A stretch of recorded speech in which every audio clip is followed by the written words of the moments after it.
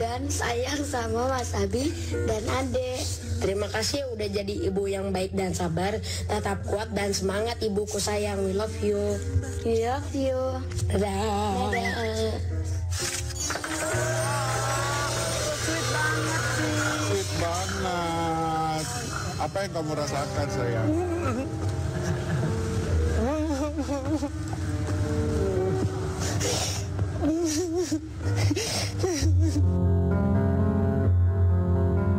Tangis Nindi Ayunda pecah melihat video ungkapan hati dari dua buah hatinya.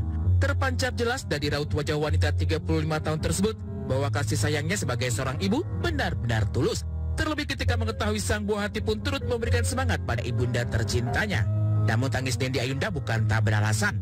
Air mata Nindi Ayunda yang tumpah ternyata menyiratkan kesedihan tersendiri kalau anaknya menerima umpatan tak bermoral dari lingkungan sekitarnya. Aku kasihan sama mereka.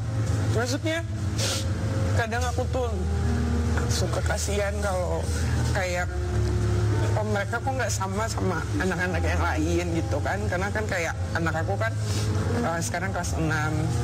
Ada beberapa kejadian yang sebenarnya bikin aku juga terluka. Karena temen sekolahnya ada ngomong kayak, Abi, you are fatherless. Wanita mana yang tega melihat buah hatinya menerima perlakuan tak menyenangkan seperti itu? Tentu tidak ada. Dapat membesarkan anak dengan cinta tulus dan kasih sayang tentu menjadi harapan setiap ibu. Tak terkecuali Nindi. Meski sosok ibu sebagai manusia juga tak ada yang sempurna, namun kasih sayang seorang ibu tak lekang oleh waktu. Maafin ibu, Mas Abi, sama Ade. Terima kasih udah nemenin ibu terus. Nanti kita jalan-jalan terus sama-sama. Karena tadinya pengen ikutan umroh sama aku, tapi karena mendadak aku bilang enggak, ibu sama Andung dulu ya, karena aku takut nanti aku nggak bisa jagain Andung gitu kan. Jadi mana yang mau dijagain, mau jagain anak, mau jagain ibu gitu kan. Jadi itu mudah-mudahan bisa cepat waktunya kita pergi sama-sama. Amin.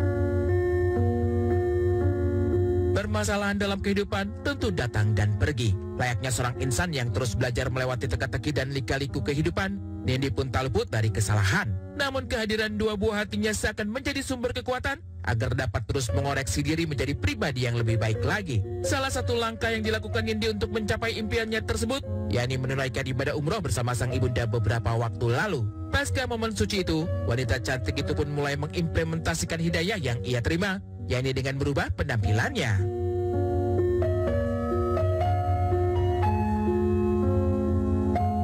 Aku kan pertama kali umroh itu kan 5 tahun yang lalu. Ini umroh aku yang kedua. Jadi perubahan yang aku rasain itu banyak banget. Gimana ya, kayak waktu dulu mungkin umroh karena aku kan perginya karena pelarian, karena punya masalah.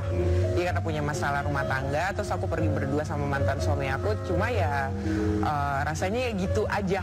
Gitu. Pas sekarang aku lebih banyak, mungkin lebih banyak mengenal. Jadi lebih mengenal penciptanya, lebih banyak bersyukur, lebih banyak ikut datang ke majelis ilmu gitu. Jadi sehingga pada saat umroh itu pol-polan gitu, jadi beda banget rasanya. Kan kalau bisa kan jangan copot pasang.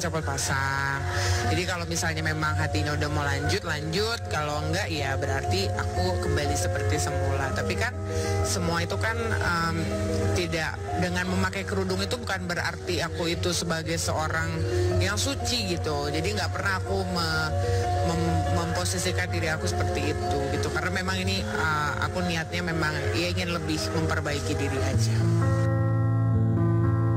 Dengan tekad untuk memperbaiki diri lebih baik lagi, Nindi menetapkan hati untuk mengambil langkah mengubah penampilannya. Namun, usut punya usut, wanita berdarah Sumatera Barat ini ternyata memiliki kebiasaan lain yang telah ia jalani selama beberapa tahun terakhir dalam perjalanannya untuk belajar mengoreksi diri. Sebenarnya dari tahun 2018 itu aku udah mulai ikut kajian.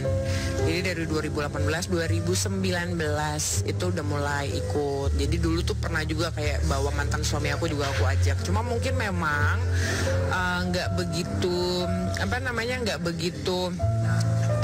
stabil gitu. Jadi kayak kadang datang kadang enggak dirutinin. Jadi nggak konstan, terus udah gitu jadi kayak feel-nya juga nggak dapet sih tapi nggak dijalanin.